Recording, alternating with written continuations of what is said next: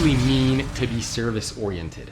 Now, whether you're talking about your customers, yourself, your partners, your suppliers, your leaders, your team, it doesn't matter who you're talking about. But this idea of being service-oriented simply means that you are thinking about others before you think about yourself. You're putting other people ahead of yourself.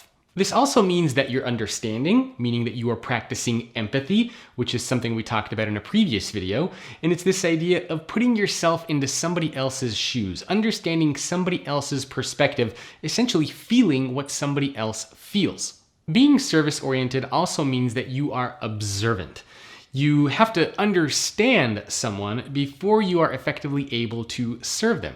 So being observant means you pretty much have a good sense of who the person is, you observe them, you understand them. Everyone has different wants and needs and expectations and desires. There's no such thing as service orientation with a one-size-fits-all approach. So this idea of being observant and understanding means that you are able to be service-oriented specific to different individuals because you know what they care about and what they value. And lastly, being service-oriented means that you actually want to serve others. You want to help others. You want to see other people become successful. You want to help remove obstacles from the paths of others, right? That is what service orientation means. Now, this all sounds probably great and wonderful, but you might be thinking, why bother? Why not just focus on my own career? Why not just focus on myself? Why should I bother serving a leader? Why should I bother serving my team members? Why should I bother serving customers? And you might even be thinking, I don't even have time, or why should I even bother serving myself? But being service-oriented is extremely powerful. For one thing, it makes you a more effective leader, it makes you a more valuable employee, and it also makes you a better teammate for those that you're working with. Being service-oriented also helps create happy and loyal and engaged customers, which is huge for company growth.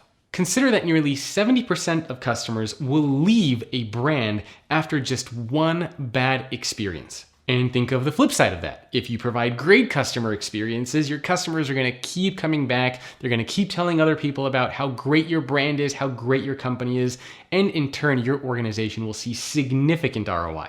When it comes to being a team player, studies have shown that employees who volunteer and go above and beyond to help others, they feel better physically, they feel better mentally about themselves, and they actually feel more engaged and happier about their jobs. In fact, I really like this quote from Jessica Rodell, who's the assistant professor of management at the University of Georgia.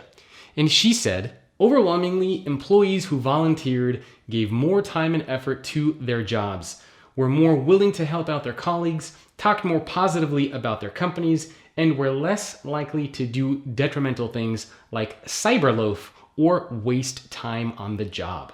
Service orientation is also a very desirable trait for employers. I mean, think about it. Which employees inside of an organization wouldn't want to work with somebody who's happier, who's more engaged, who's more productive on the job, and who's constantly putting other people's needs and desires ahead of their own? In fact, according to CareerBuilder, 60% of hiring managers look for these types of team-oriented skills when considering employees to hire. Being service-oriented is also a very desirable trait for leaders. Research from the Center for Creative Leadership found that leaders who are more empathetic have a significant positive impact on overall employee happiness and satisfaction. And today we hear quite a lot about this concept of servant leadership. This idea that the role of a leader is not to sit at the top of the organization, the top of the pyramid, and just tell other people what to do.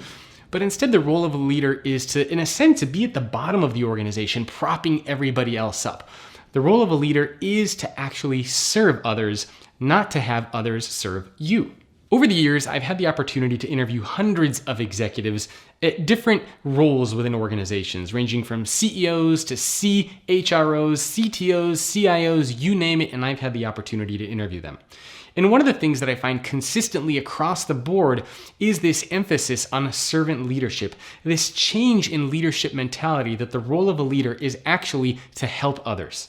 Robert Greenleaf actually coined the term servant leadership in 1970, and he actually said this: "The servant leader is servant first. The difference manifests itself in the care taken by the servant first to make sure that other people's highest priority needs are being served.